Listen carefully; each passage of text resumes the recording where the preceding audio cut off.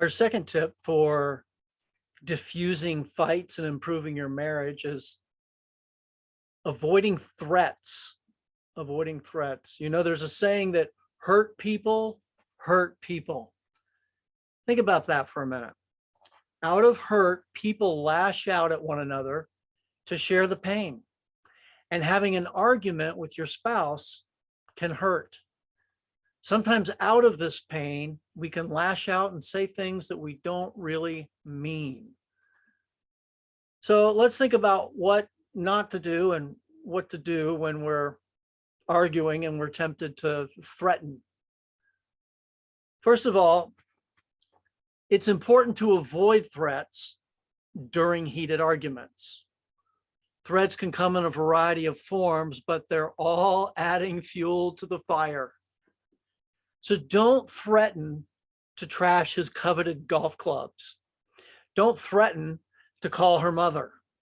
Don't threaten to expose an embarrassing habit. Most importantly, don't threaten the relationship itself. Don't threaten divorce.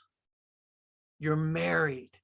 You know exactly what hurts your spouse. Don't leverage your intimate knowledge against them.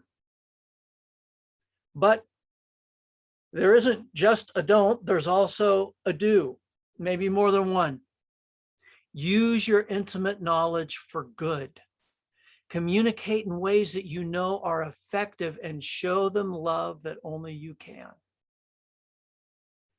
Do learn their love language and learn to speak it when you're agreeing and when you're disagreeing.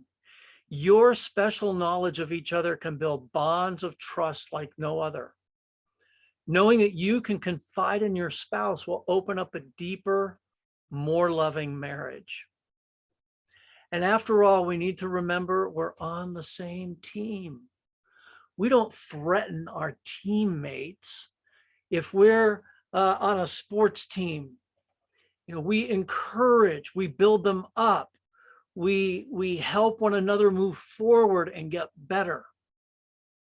We don't threaten. We don't throw insults. Yes, we may have disagreements and we may not get along and we may have to argue through some things and experience some conflict.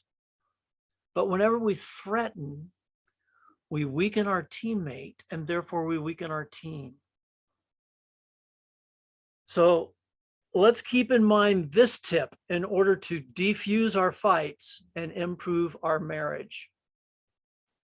Don't threaten. Instead, let's build up and let's encourage one another.